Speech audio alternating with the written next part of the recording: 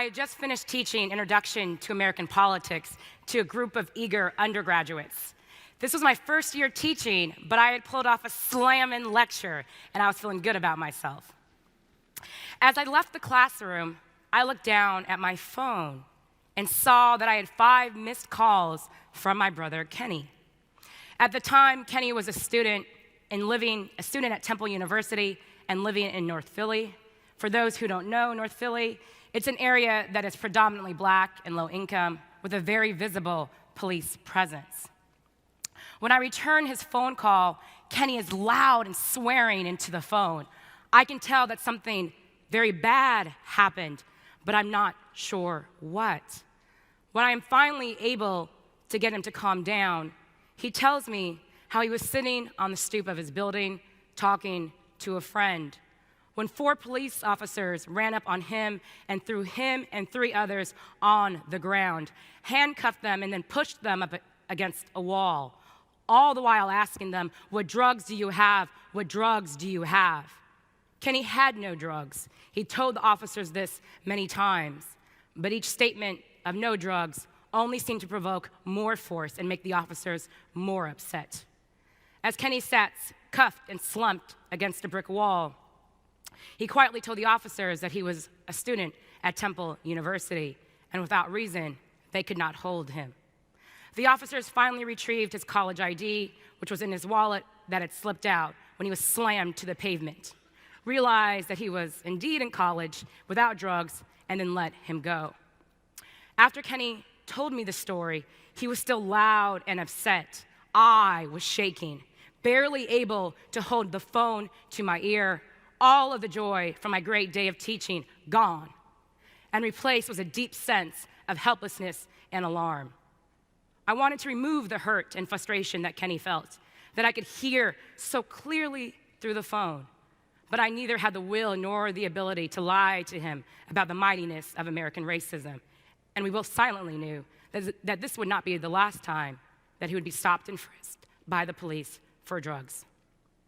In an attempt to try to calm him down and to shift attention onto something that he perhaps did have control over, I had this genius idea and suggested that he focus his attention on schoolwork to kind of take his mind off of things. He yells into the phone at me, "What is that going to do? Why should I focus on my schoolwork when the police are allowed to do things like this?" And then he says to me, "I'm not a student in your class, Megan. Your books are not going to save me." I silently nodded on the other end of the phone. In a lifetime of often heated exchanges with him, I've probably never been more wrong, and he has never been more right. Kenny is not alone.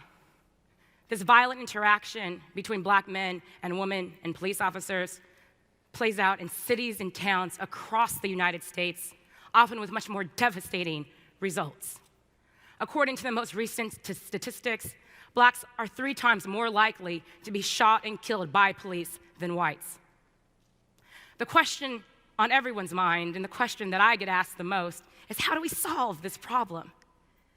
And I confess I cringe at this question. Not because it's not a good question, but because I think we're asking the wrong question. I'm not convinced we even understand how we got to this point in the first place. Better understanding of the root causes of the current place where we are will help provide us the tools that we need to move us forward. However, even I confess that even I sometimes am more eager to solve a problem than I am to understand it. So a few years ago, I adopted a corgi from a shelter and named him President Bartlett off of The West Wing. Now he's super adorable, but he was abused, and he's very aggressive whenever he sees another dog. My fix in my first year was to walk him at crazy hours of the day, but this worked only marginally well, and I was stressed and tired. The following year, I decided to hire a trainer to try to figure out the underlying issues behind his reactive behavior. On the first day of our meeting, the trainer looks at me and says, "Fixes that do not address the root causes of an issue are not really fixes at all." I realized that in my haste to fix President Bartlett, I actually had made him worse. The present crisis surrounding race in the United States, I think, suffers from a lack of attention to the root causes. Better attention to the root causes, I am convinced, will help us to figure out how to move past where we are right now in terms of the current racial climate in the United States. So why does the killing of unarmed blacks continue to happen? I think it continues to happen because we have the wrong diagnosis and the wrong cure. And what I mean by this is we tend to think the problem of racial violence is isolated to a few stubborn racists, right, that haven't yet drunk kind of this progressive Kool-Aid.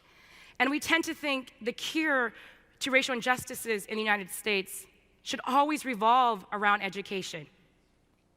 In the rest of my talk today, I'm going to challenge both of these ideas and suggest a new way to understand the problem as well as the solution. First, part of the reason the killing of unarmed blacks continues to happen at an alarming rate is because we haven't properly addressed our long history of racial terror in this country, which has treated blackness as a proxy for criminality, as a substitute for criminality. Instead, when confronted with kind of these jarring racial injustices, what we like to do is to point to the bad racist apples. We like to individualize the problem and situate it away from us. This is why we're able to make sense of, let's say, a Dylann Roof, the shooter in Charleston, South Carolina, who shot up the black church and had a white power manifesto. But the problem of contemporary racial violence is not that we have a few kind of racist bad apples. The problem is that the whole tree, the whole apple tree, is infected. The problem is that the presumption of dangerousness is tightly bound to race for so many in this country. For police officers to justify the use of deadly force, they have to reasonably believe that their lives are in danger. In all of the high-profile killings of blacks over the past year, officers attest to feeling under threat. But what does this mean in the context of unarmed citizens? It means that black skin triggers a heightened sense of threat, a life-threatening sense of threat, that then influences the officer's decision to use deadly force. According to the most recent statistics, 33% of blacks that have been killed by police were unarmed. But it's not just police that prop up this myth of black danger. This myth gets reinforced and takes on a truth-like quality through everyday interaction.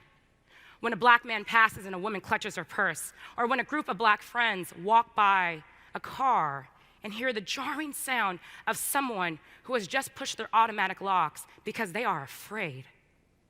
And I have friends on both sides of this, black men with great jobs who just want to be viewed as a person and not as a threat after a long day of work. And I have really great white and Asian women friends who clutch their purse and walk quickly if they see a black man on a dimly lit street, and then feel ashamed and a need to over-explain their actions to me. And I've also been on the receiving end of having who I was reduced to someone else's false perception of how much of a danger I posed. Last year, I was coming back from a trip, and I was singled out by the TSA agent. I thought that I had left a water bottle, like I often do, in my bag, but he ushered me to a separate area, and then 2 more TSA agents surrounded me, and I knew in my gut that something bad was about to go down.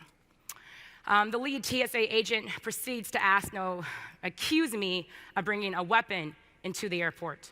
When I insisted that I did not bring a weapon into the airport, he produces a piece of costume jewelry, a double ring that I had picked up for $4 on vacation. It was like his gotcha moment, and it was my super confused moment. He then accuses me of bringing brass knuckles, a deadly weapon, into a United States airport. I was almost at a loss of words, which is rare for someone like me, but I politely pointed out to him that the ring was plastic, it wasn't brass, and these weren't knuckles, it was just a ring that went over 2 fingers instead of 1 finger. But have you ever talked to someone and felt like you didn't exist? Like when they spoke to you, they spoke right through you. Well, that's how I felt.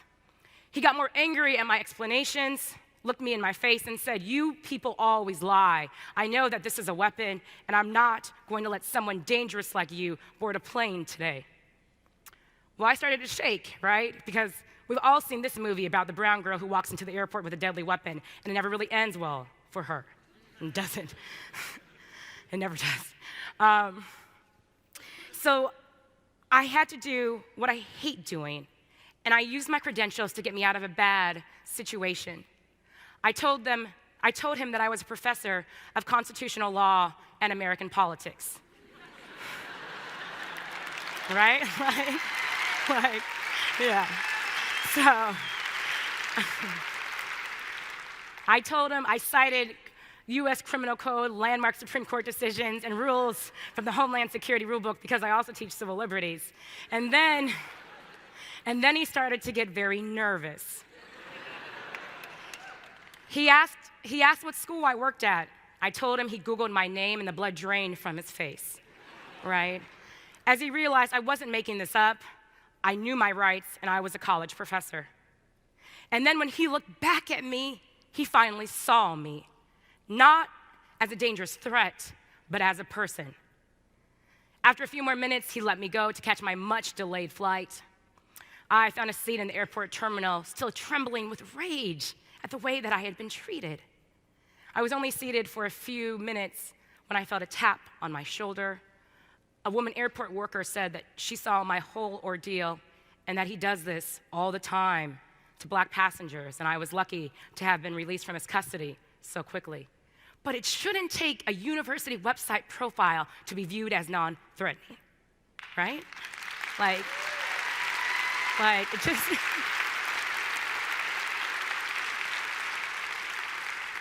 Part of the reason I share this story and some of the other ones is that I think in talking about the current racial crisis, we tend to focus all of our attention on police and overlook our own complicity in creating an environment in which Black lives are not treated as equal.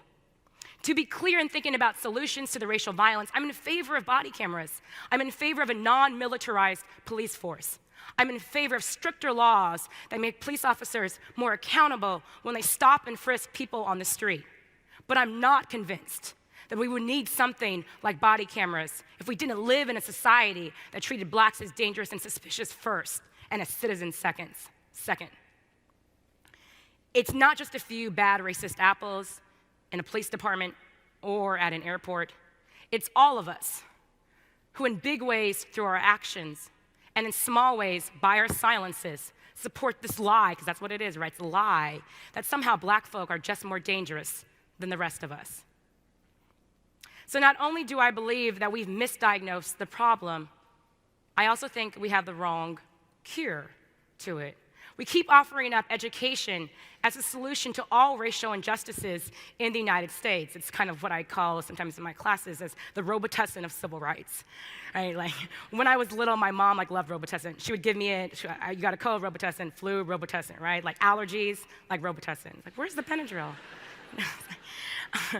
But just like Robitussin is not a cure-all for all types of sicknesses, education is not a cure-all for all of America's racial sins.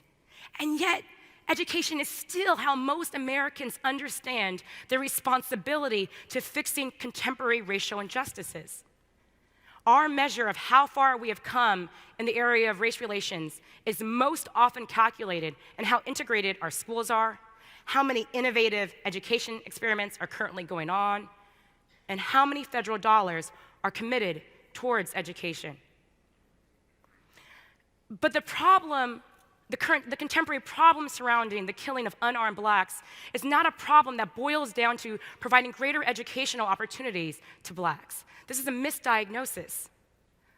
A book is not going to stop the bullet barreling through a gun at Rekia Boyd in Chicago. And longer classroom times are not going to save Freddie Gray from being illegally stopped and then manhandled by police in Baltimore. This is what I know for sure, that in order to combat continuing racial injustices today, we must expand our vision and our responsibility to what civil rights actually means. We must include the battle against racist violence in our understanding of civil rights. Instead of education, What if we placed freedom from racist violence at the crux of what it means to be free and equal in the United States? Doing so does not mean that we necessarily dislodge education, but it means that if racism and white supremacy are a rock fortress, that we assemble a greater arsenal of weapons to break the damn thing down. Now,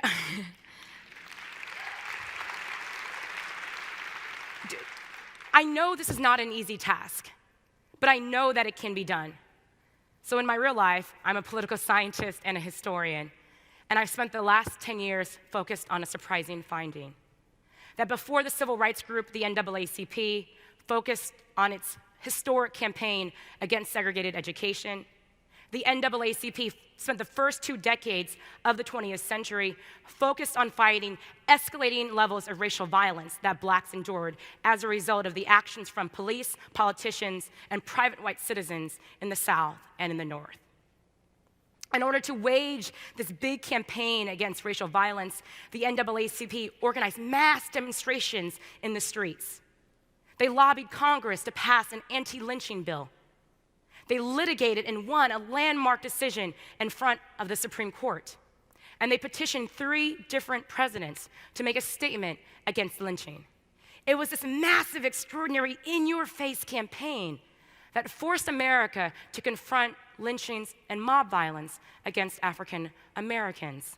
It asked America how strong was its commitment to protecting black lives. As a result of this work in the early 20th century, the rates of lynching and mob violence dramatically decreased. I tell this story about the NAACP's historic kind of campaign against racial violence because I believe our past history can light a way out of the present darkness. If we listen to what this history tells us, then we must struggle through this current moment. We must confront the ways that our actions and our institutions lead to a differential treatment of blacks, even if done unintentionally. Today, people across the United States are taking to streets and are demanding to be seen, not as dangerous, but as people whose lives have value and deserve protection. Some of these groups are associated directly and some indirectly with the Black Lives Matter movement. Without the efforts of these groups, so many of these killings of unarmed blacks would have been swept under the rug, and we would have lost attention long ago. But so many of these activists have denied the comforts of silence, and they are being active around this issue. Their message and my message to you today is that we must pay closer attention to the way that black people are treated. The stories of police brutality and killings of unarmed blacks is not a story about black people. It's a story about all of us, about racial progress and the stubborn durability of American racism. It's about if we will stop making the mistakes of our past and confront our own complicity in this great American lie that somehow black people are more dangerous than others. And finally, it's about if we have the courage to take a collective stand against racial injustice today. This year, nearly half of my students in my Race and Politics Upper Division course participated in a walkout in support of the Black Lives Matter movement. Halfway through my lecture, I could hear the swelling crowd of students, teachers, and community members in the quad at the University of Washington.